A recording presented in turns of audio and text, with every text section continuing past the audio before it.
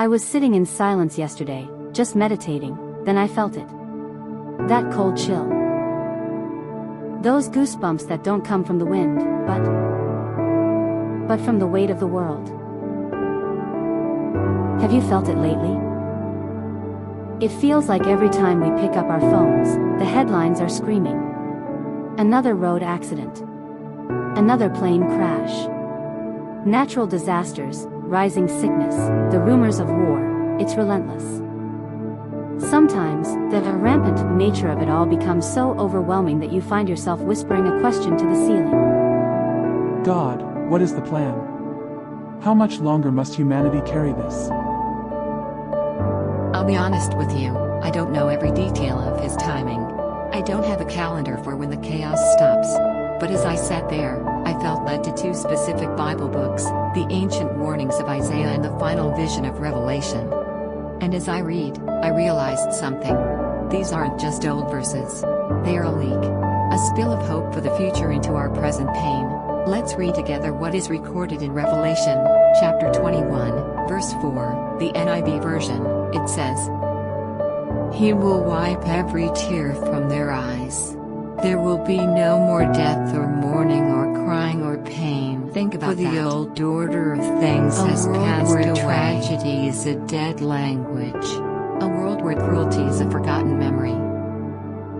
This isn't just a maybe. This is the blueprint for hope.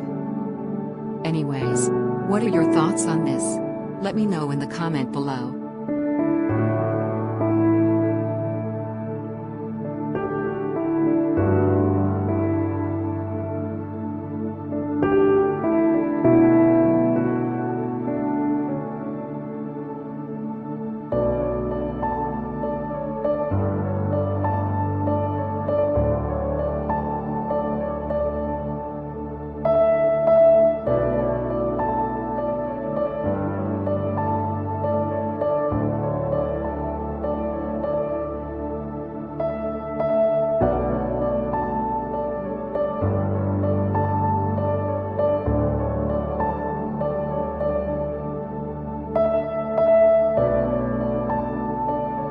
It felt like my hard work had finally paid off.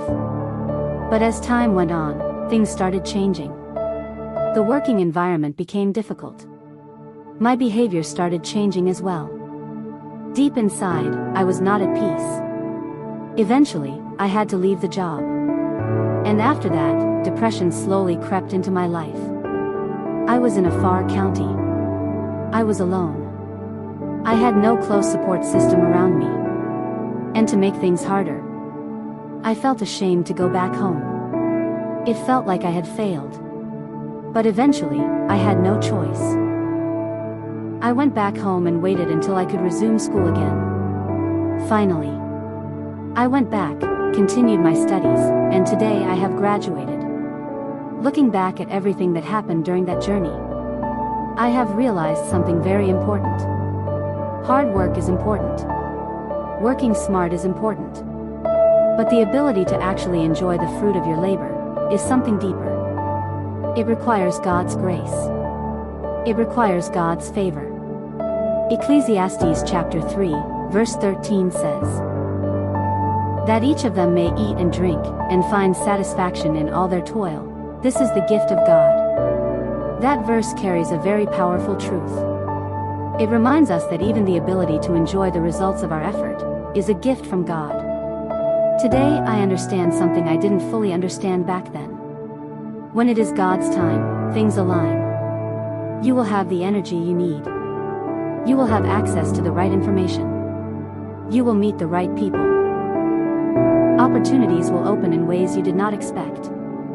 Not because you stopped working hard, but because God's grace is now working alongside your effort. I have come to realize that God's presence is the solid force that holds a person's life together. Some people may argue about it. Some people may doubt it. But when you look closely at life, you begin to see it clearly. God's presence is powerful. And when that presence is missing, even the strongest efforts can start to shake. But when God is involved in your journey, there is a strength that holds everything together. My university journey taught me something I will never forget. Chasing success without staying connected to God can leave a person empty. But when you walk with God, even the difficult seasons begin to make sense. And when the right time comes, grace and favor will carry you further than effort alone ever could.